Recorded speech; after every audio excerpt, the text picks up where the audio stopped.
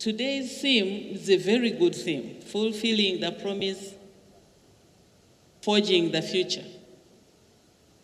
I don't know who promised who, and therefore who is fulfilling the promise. But I know that together we are forging the future. But because of the statements that politicians have been making and else, there was that promise that was done. And we are working towards fulfillment of that promise. And we thank God that the chief vision bearer made it through elections January 15th, and that means that is really going to be the chief midwife to receive this promise, the first oil. Congratulations, Yoweri Kaguta Museveni, for having passed through the elections. And indeed, it is so befitting that he is in the chair of Fountain of Honor when Uganda is witnessing this historic achievement of having the commercial oils off the ground. For more than 2 decades, Uganda has walked a deliberate and disciplined journey. From exploration to appraisals, from uncertainty to clarity, and from potential to development. That journey has been guided by strong institutions. Institutions comprised of well-trained human resource. And this is where the president started from when he told the initial international oil companies that came in at that time, who had told him that we are likely not to have enough volumes for commercial oil. He said, okay, bye-bye. He picked a few Ugandans and sponsored them. I'm happy to note in the room we still have them. Ernest Rubondo and the company are still here. Pauline Irene Batebe is still here. The Peter Mulisas, the Kalisas, they are still around preparing to receive the first oil. Thank God that you are still around. So, this journey is guided by such people, strong institutions, strong people who are well trained, who are patriots. They are patriots. They are focusing on the main mission. We also have sound policies, and policies are enacted by knowledgeable people. And these policies are implemented by people who know the critical objective, the unwavering national commitment. Today, we are no longer asking if Uganda will produce oil. Sorry for those who are still in that category, asking whether Uganda will have oil. Even the days of the Bible, there were those doubting Thomases who first had to touch, Jesus' hands, to feel the scars of the nail, to believe that this is our Lord Jesus Christ who has resurrected. They will always be there.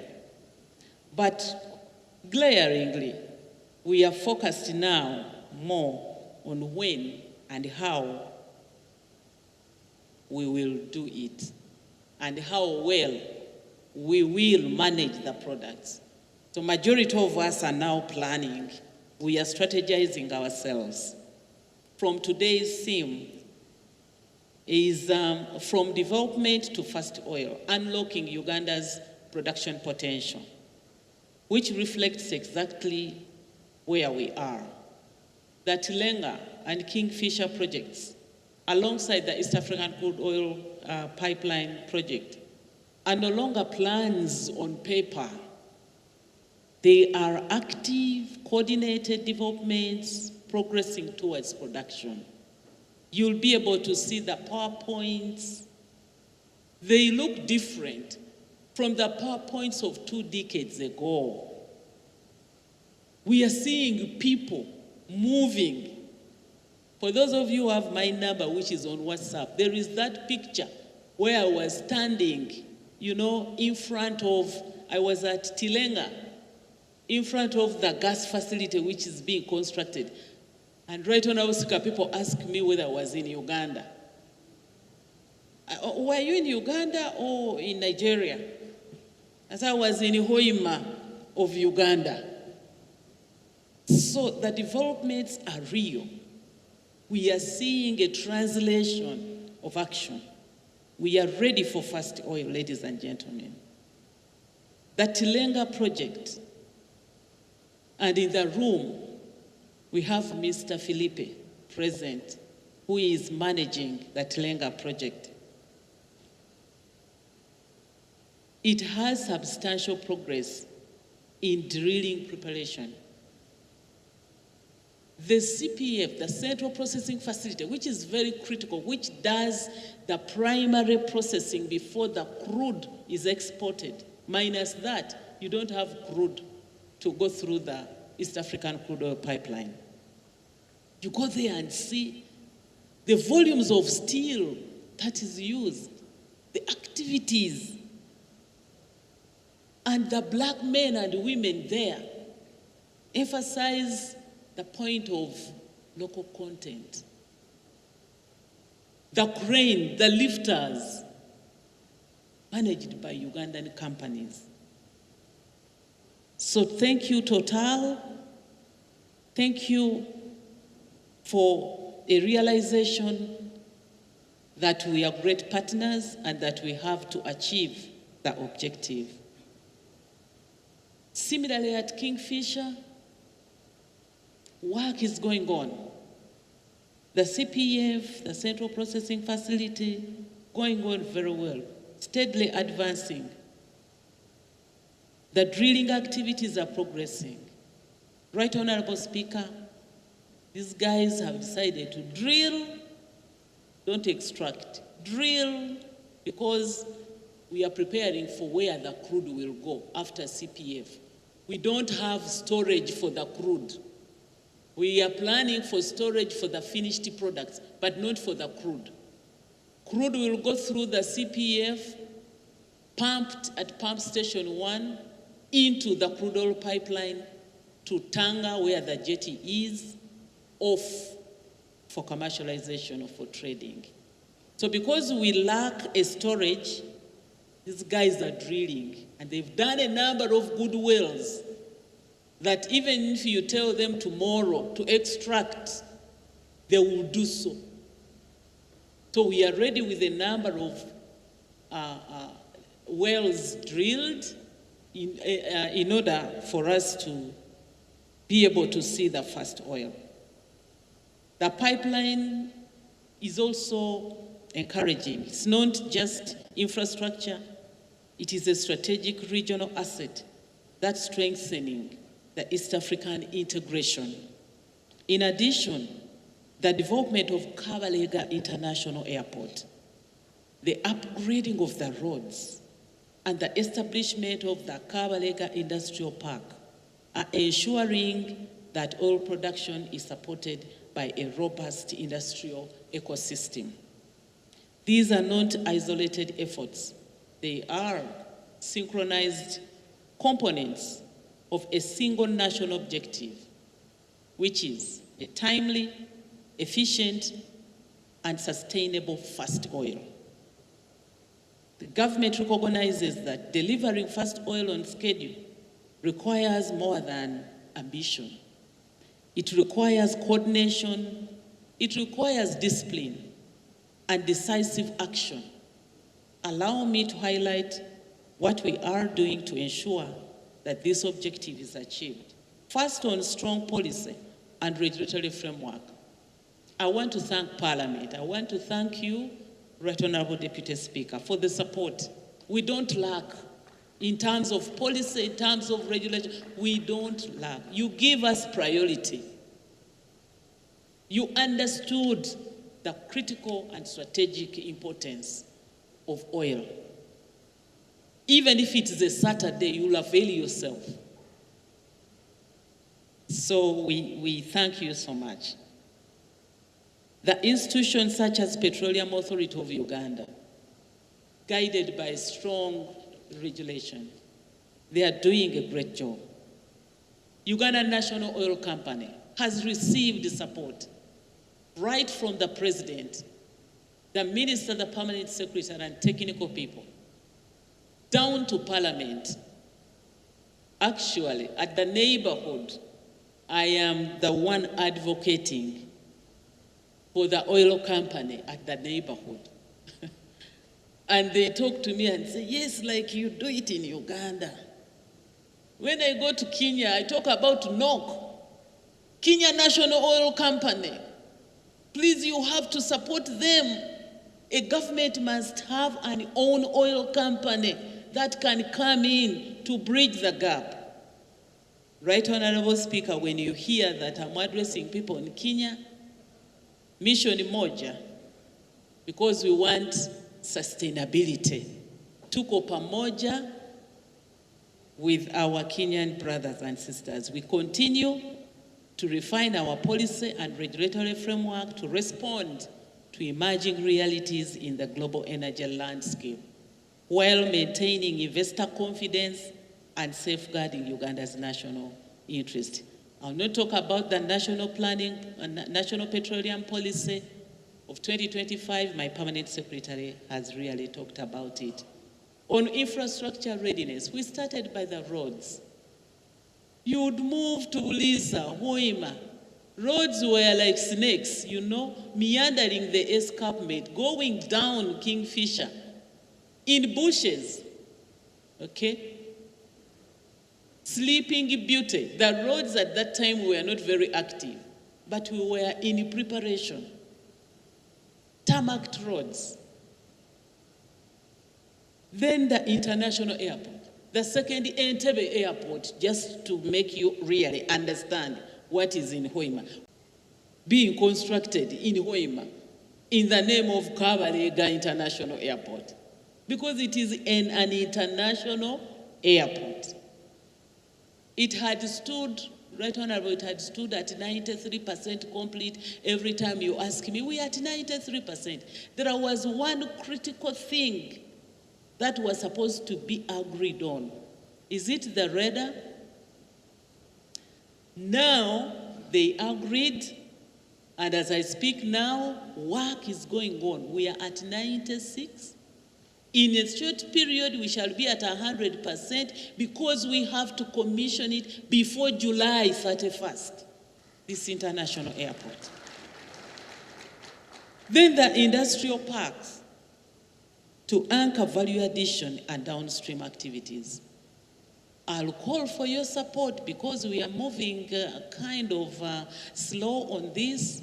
There was a contractor who was actually already on the ground with equipment, material, and all that. We signed an MOU, but we are meandering like those roads going down the escarpment. The guy is ready to start, but there is something funny I will share with you, because we really need the industrial park running to encourage investors to come. We need services there. People will want where to stay, okay? But I'm told that we have identified 31 investors who are ready to go, but there are some preliminary infrastructure that we have to work on the industrial park. We are very critical on project coordination and monitoring. We work as a team. We are continuing to coordinate with other ministries, Ministry of Tourism, Ministry of Agriculture. We've worked with banks, Stanbic Bank, thank you so much, to prepare the farmers to be able to also benefit from supplying. It will be a shame if you are particularly in those areas, and you cannot even supply a sack of onions, Irish potatoes, P1G. I mean, food is food. Where there are people, there must be food. I shared lunch when I visited. It's like sitting in it's like a university there.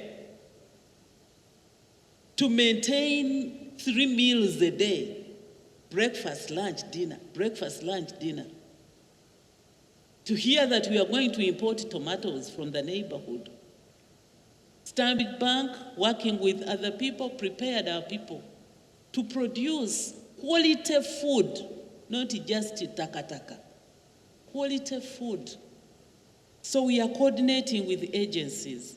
We are aligned. On land acquisition, sir, you will be hearing matters of national importance, which some people call national impotence. But it is national importance for not paying people's land. But at least you've not had it in Parliament. A few, like 9 people whom we have not paid, they are not organized. They have not agreed on who should receive the money. They don't have letters of administration. Some are wall. We don't know where they are. But we decided to place the money in court. Otherwise, we are good to go with land acquisition of all these projects, including the East African Crude Oil Pipeline project. In local content, people want to know, how are we going to compete when government is not helping us to build our capacity? The need for local content fund. Recently, I submitted a paper in cabinet which was supported. We will be coming to Parliament, and I can assure you, the Right Honorable Deputy Speaker will be in that Parliament when I am tabling this bill. Say amen.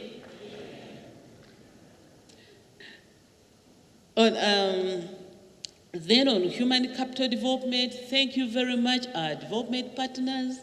You have sponsored Ugandan students to take courses where they have gained internationally recognized certificates.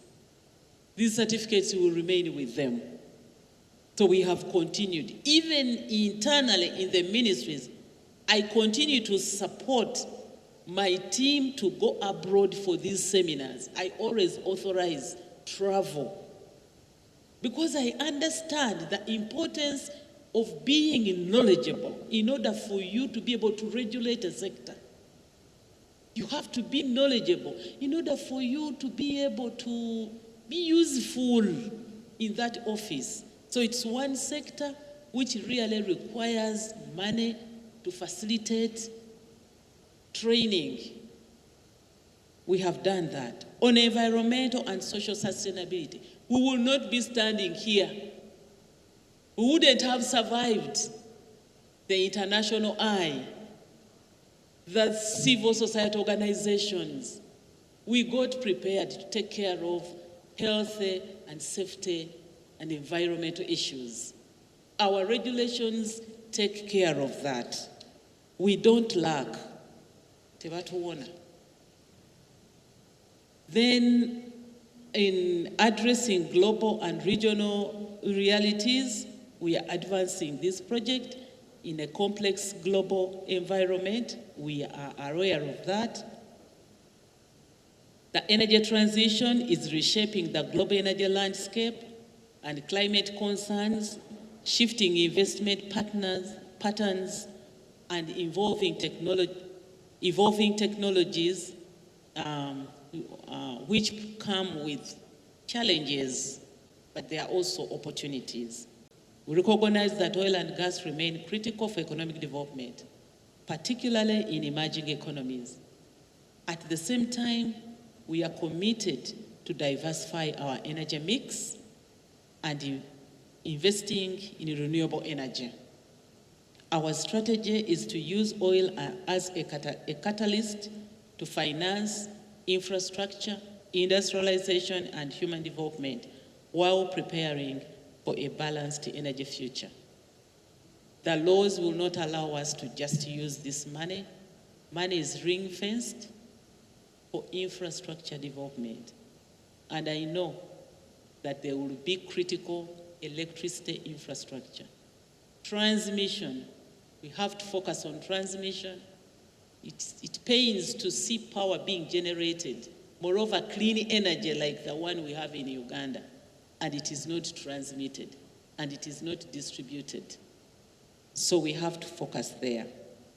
On forging the future, as I wind up, as we focus on fulfilling the promise for First Oil, we must also look beyond it. First Oil is not the destination, it is the beginning. The future we are forging includes a vibrant petrochemical industry producing fertilizers, plastics, and other value-added products. We are in the lecture room now learning from the conflicts in the Middle East. Every conflict comes with something positive. Every conflict, be it matrimonial, it comes with a silver lining. Enhanced love and commitment. Okay? So this conflict in the Middle East is a wake-up call for African countries to work more strategically, reprioritize, enhance synergies, support ecosystems that support shared infrastructure. So it's a wake-up call. As we forge our future, we focus on a competitive downstream sector to ensure energy security. Before you talk about energy affordability, you have to afford what is available. Energy security is important. Do we still have the products supplied? Yes. Then at what cost comes next? A skilled workforce driving innovation and growth. That's where we are focusing. We are laying a foundation for 30 years production phase that must deliver lasting value for our people. To our industry partners, I say, let us maintain momentum. Deliver on your commitments. Uphold the highest standards and continue working collaboratively with government, as you have been doing. To the private sector, seize the opportunity before you. When opportunity comes and you ignore it, it will go to where it is respected. Seize this. The oil and gas sector is a gateway to broader industrial growth. Position yourselves to participate meaningfully. To our development partners, your support remains invaluable. Continue walking this journey with us as we translate resources into development outcomes. And to all of you stakeholders, let us remain focused, disciplined, and united in purpose. Ladies and gentlemen, Uganda's oil and gas story is one of patience, resilience, and determination. Like the head of state is a resistance person, very resilient and very patient, very, very patient. We have come a long way, but the most important phase lies ahead. The promise is clear, the future is within reach. Together, let us fulfill the promise of First Oil on time, efficiently and responsibly. And together, let us forge a future where Uganda's natural resources become a foundation for prosperity, dignity, and transformation for all our people. I thank you for your kind attention.